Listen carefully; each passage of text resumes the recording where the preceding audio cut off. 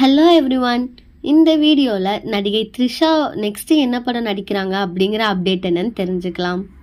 நடிகை த்ரிஷா நடிப்பில் கடந்த ஆண்டு நிறைய படங்கள் திரைக்கு வந்துச்சு.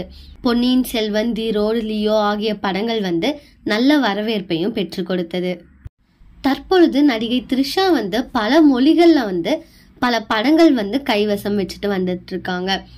அந்த வரிசையில் தமிழில் பார்த்தீங்கன்னா விடாமுயற்சி, தக் லைஃப், தெலுங்கில் பார்த்தீங்கன்னா விஸ்வம்பரா, மலையாளத்தில் ராம் ஐடென்டிட்டி போன்ற படங்களும் கைவசம் வச்சிருக்காங்க.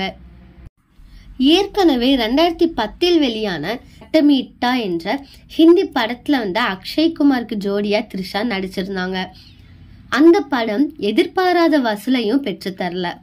இதனால் நடிகை த்ரிஷா ஹிந்தி படங்கள்லயே நடிக்காம இருந்தாங்க.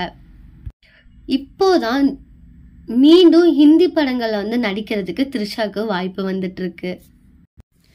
இயக்குனர் விஷ்ணுவர்தன் ஹிந்தியில சல்மான் கான் நடிக்கும் படத்தை இயக்க இருக்காங்க.